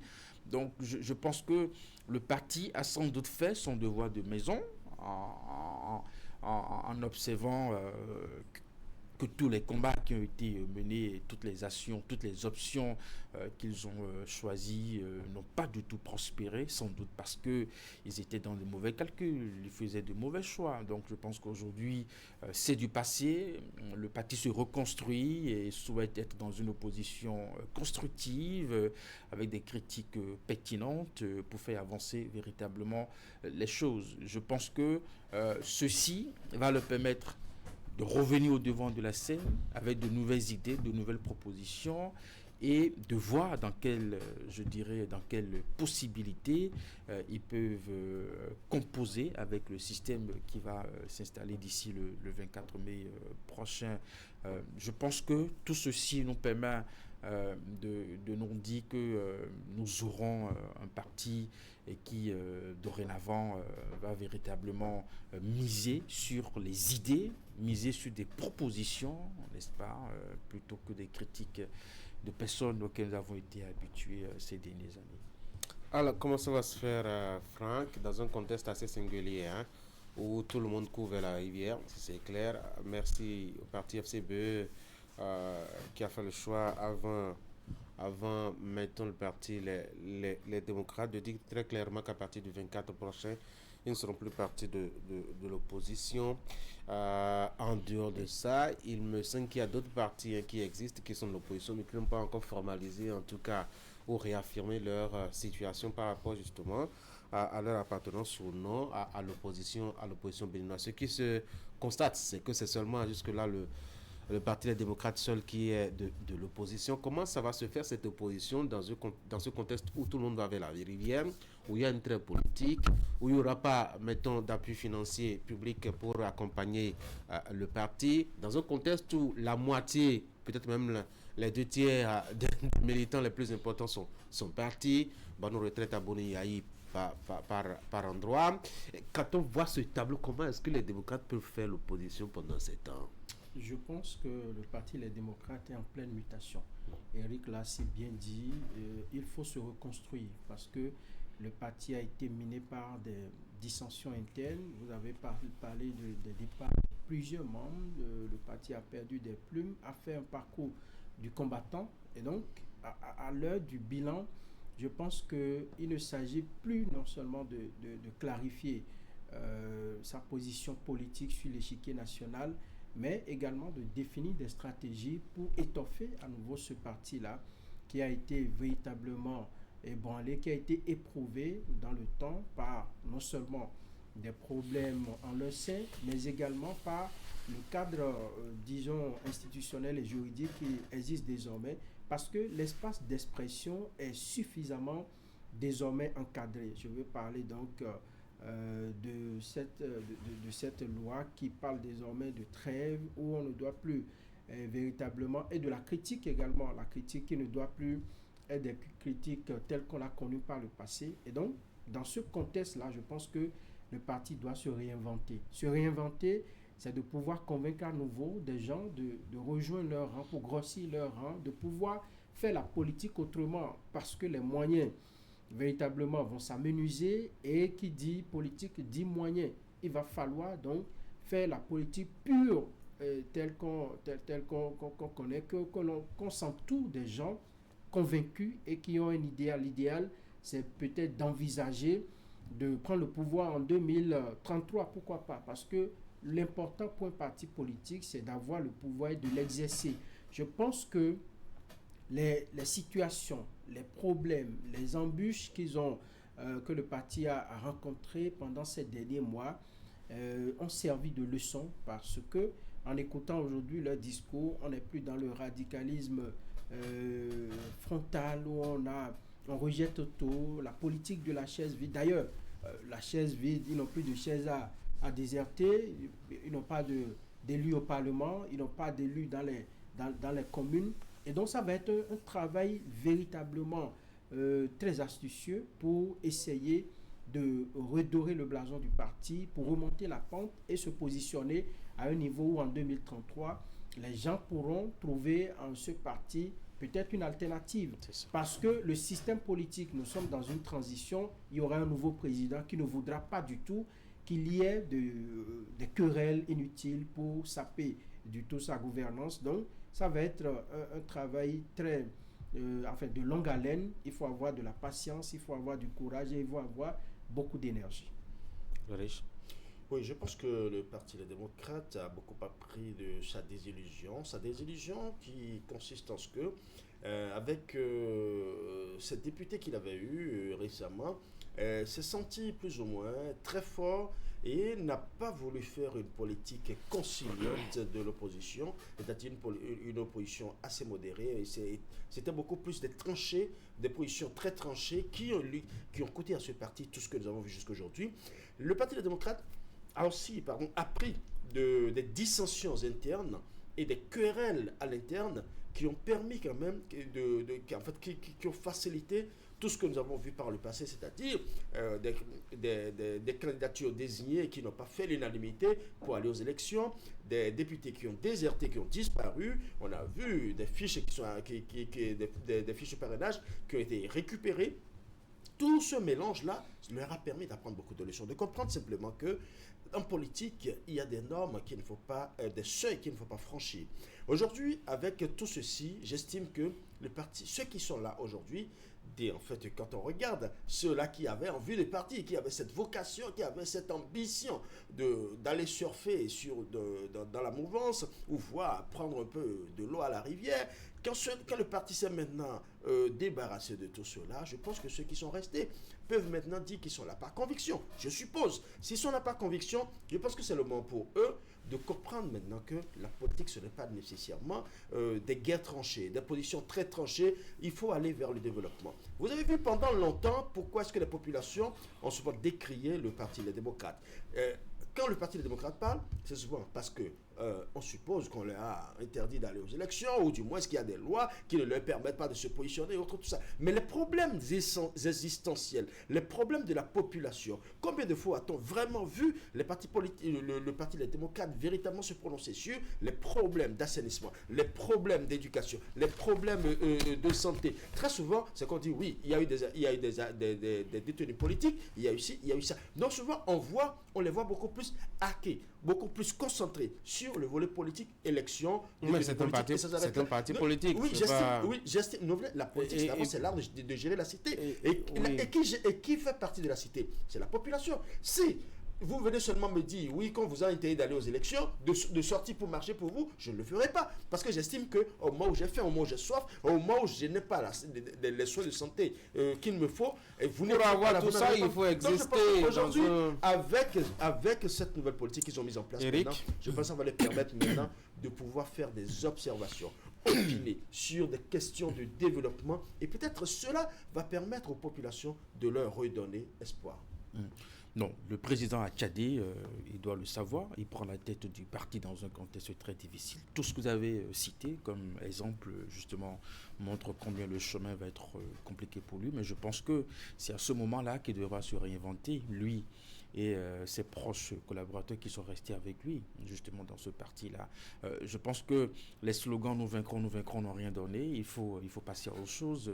Ulrich a donné des exemples de pistes d'action qui pourraient amener le parti à gagner en crédibilité à la fois auprès des institutions, mais aussi auprès du public. Je dis, même si 9 Béninois sur 10 confessent aujourd'hui la vision plus loin ensemble du président élu, il reste quand même des Béninois qui pensent le contraire et sur lequel le parti peut travailler justement et c'est quoi repartir les 4% de Paul Ongbe là mais c'est des Béninois et Tanguy, ce sont des Béninois. On parle d'idéologie dans une formation politique, ça veut dire que ce sont des Béninois qui ne confessent pas encore. Paul les a déjà abandonné qui ne confessent pas encore qui ne confessent pas encore la foi. On a eu deux propositions de programme. On a eu ceux qui sont ensemble pour aller plus loin. Romain Ouada, ils sont autour de 95% ou bien. Et il y a eu ceux qui ne veulent pas être ensemble. Voilà, et qui sont 4%. Et qui ont voté pour Paul Ongbe. Et qui a été lâché d'ailleurs par Paul Ongbe, qui désormais lui aussi veut aller plus loin ensemble. Tout calcul fait. Donc c'est sur eux que les démocrates vont. Tout calcul fait. Romain Ouada, il n'a pas gagné les élections à 100%. Tout calcul fait. Oui, c'est ça. N'oublions pas qu'à l'épreuve du pouvoir, il y aurait des dissidents. L'exercice du pouvoir, qu'est-ce qui nous dit que durant les 7 années, que Robert Ouadaï n'aura pas affaire à des acteurs politiques qui vont peut-être l'abandonner pour des questions de choix et d'options. Donc je pense que le Parti Les Démocrates doit pouvoir prendre son mal en patience, travailler sur sa crédibilité, repartir encore à la conquête de la confiance de nos concitoyens et rester dans la défense des intérêts, un peu comme l'a dit Ulrich, de nos problèmes. Et puis je pense que progressivement ça va aller. Allez, 8h59, hein, le temps il est parti. Chers messieurs, merci beaucoup pour vos contributions ce matin. On n'a vraiment pas vu le temps passer. Vous ne savez pas mathématicien. Comment? Non, c'est parce que vous êtes concentré sur les 4%. Oui, il faut le faire parce que l'échiquier politique est tellement facile à lire aujourd'hui. Il est bipolarisé. Soit vous êtes de la mouvance, soit vous êtes de l'opposition. Enfin, et dans l'opposition, c'est tellement clairsemé qu'on peut compter du bout des doigts ceux qui sont. Allez, très bonne journée à vous, mesdames et messieurs. C'est la fin de cette émission. Merci d'avoir été là. Je vous souhaite de passer une très bonne journée. Derrière moi, la revue de presse de ce matin.